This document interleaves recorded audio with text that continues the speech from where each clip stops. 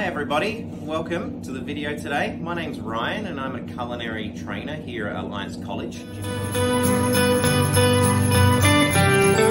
Generally at Christmas time you're going to see a Pavlova on the table for the family to share. When I was a young boy and I was at the Christmas table, I remember seeing a Pavlova always sitting in the middle, and the Pavlova would usually be quite large, usually around about sort of 12 inches in diameter, like a pizza basically. Always very colourful, always very fresh looking, and kind of like the centre of attention a lot of the time. So as a child, it was kind of the thing that you look forward to the most. So you quickly eat all of your meat and all your vegetables, and then hopefully Mum would let me eat the Pavlova and eat a lot of it. For me, there was a couple of fruits that I wasn't keen on as a little boy, so my mum used to make it a little bit special for me. I didn't really like kiwi fruit very much, so she used to slice it extra thin for me, just so that she could get me to eat it. And other people who like kiwi fruit would still get a little bit as well. But I think that kind of encompasses what Christmas is that sometimes we do special things for people, especially in the family. So for me, that's one fond memory I have of the way my mum used to make the Pavlova for me. With a Pavlova, we generally have three things. We've got the base, which is made meringue. We usually have whipped cream going on top of that, and then we decorate it with lots of fruits. With the meringue base, right, I've got one here on the plate. I've actually stuck it to the plate with a little bit of whipped cream so it won't move around. That'll make it a lot easier for me to decorate. Today, we've got a Swiss meringue. If you're a student here at Alliance College, we would have taught you how to do this, only just this week actually. We've got a master dessert chef, his name's Anthony. He's been kind enough to make me a variety of shapes and sizes of meringues. So I'm going to show you a couple of different applications with that.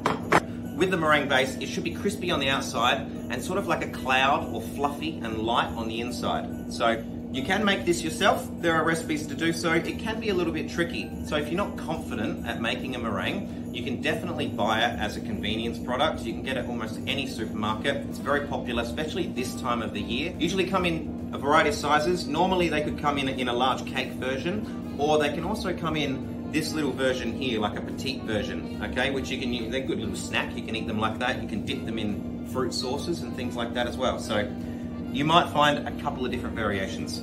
Commonly, you'll find them as a nest as well, like this one. So this is kind of suited to maybe one person might be able to eat this, but it's also kind of a romantic thing that two people could share if they were having a Christmas dinner together, just the two of them. Let's get started on the presentation. So I've got my Pavlova disc here, or my little nest, okay? It's crispy on the outside and it is fluffy on the inside. What I'm gonna do, I'm gonna start by filling up my nest. The first thing we normally fill it up with is called cream chantilly.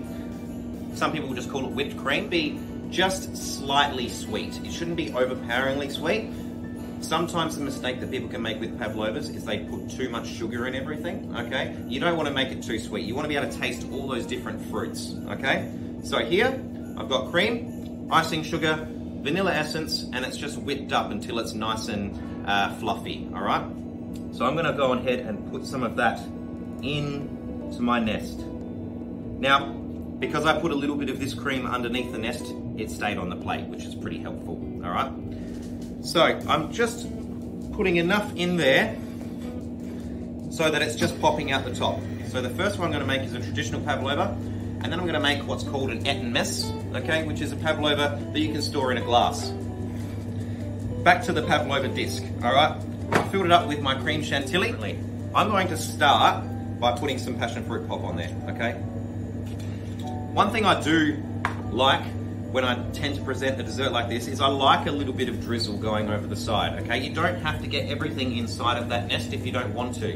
When you've got a large Pavlova on a plate and you've got stuff like passion fruit pulp drizzling down the side, it just looks amazing. It kind of looks more decadent, so it just looks like it's just more delicious in general, okay? So I'm going to start with my passion fruit pulp. I'm going to start in the middle, and just here and there, I might encourage it to drizzle over the side a little bit, okay? You can buy passion fruit pulp in a can, or you can buy it as a frozen product as well. I've got my passion fruit pulp on there, that's my first step.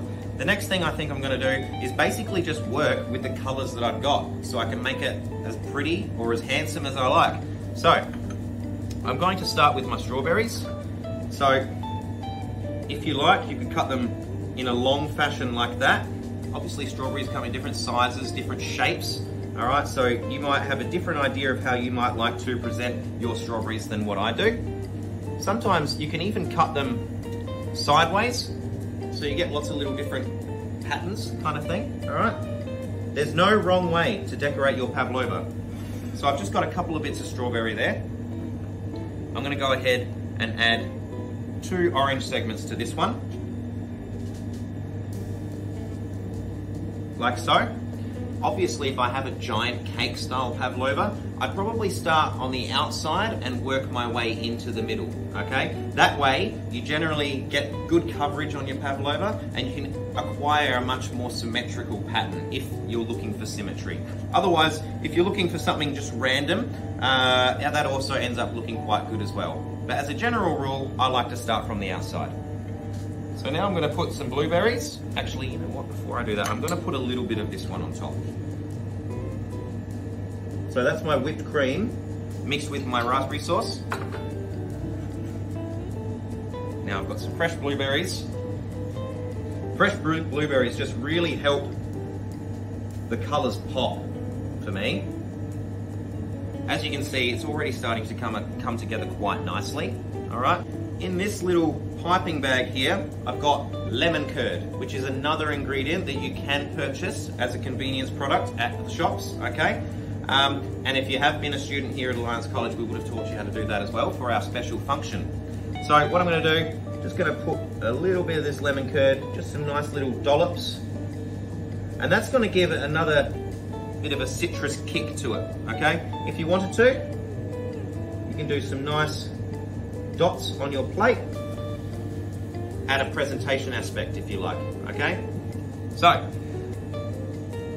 luckily I've got some really nice flowers here as well, all right? I'll probably put one of these next to the pavlova on the plate. I think I'll put one on top as well. Now, at Christmas time, my mum would also put rose petals on top of the pavlova just as an extra nice little touch, okay? And because we had a big rose garden at home, so that's kind of another fond memory that I have of that one, all right? We've got some other flowers here. Make sure if you're using flowers that they're edible flowers, don't just pick any random flower, okay? So, nice little purple flower there as well, and I'm just gonna finish with one of my chocolate filigrees, okay? So with this one, be extra careful not to break my chocolate filigrees. Like that. And there you have a little pavlova for 2, okay? So simple, so easy, and actually really fun to make, okay? For the other variation, the et and mess, okay? We've got some leftover bits of meringue here, which I'm just gonna break up into tiny pieces, okay? With an et and mess, traditionally, most of the time you would stick to just strawberries, cream, and meringue. That's the traditional et and mess.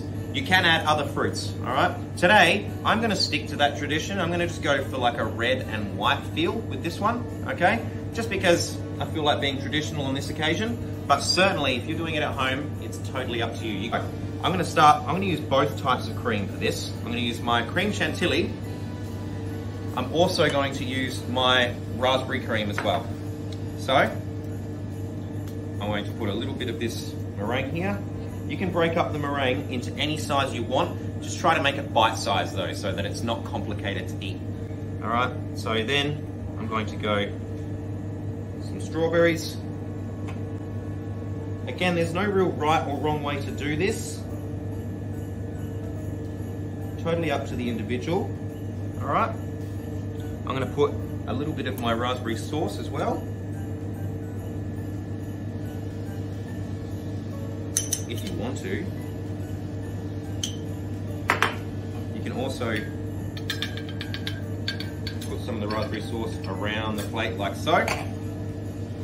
That can give you another presentation aspect that you might not expect.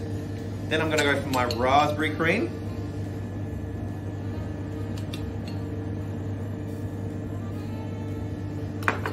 And then I can go back to my meringue. So I'm just building layers. So again, you can see how uncomplicated this dessert is. It's so easy to do. And And it's absolutely up to you how you put it together and what fruit you use. Now, it can end up being quite a big dessert depending on how excited you get. For me, I'm going to make this one probably big enough for 2 people to eat, but some people can eat more than others, so it just depends. So more strawberries. I've got my variety of shapes and sizes, like so. Now I'm going to put some more of my raspberry sauce.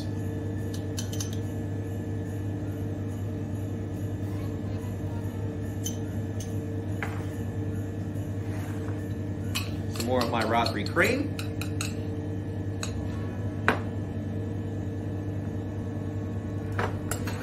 Good thing about this dessert as well is you've got multiple textures happening, which I really appreciate.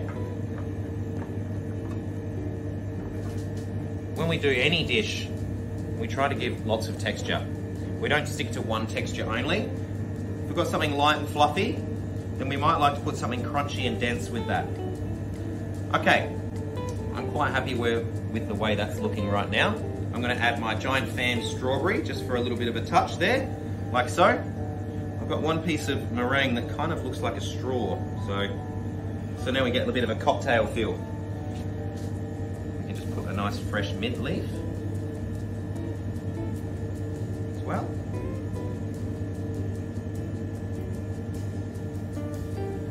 Like so. And then we've got ourselves a lovely Eton mess.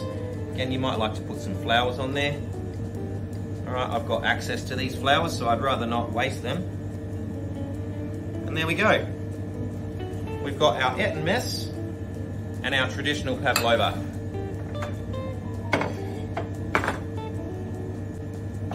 Thanks for watching. Bon appetit.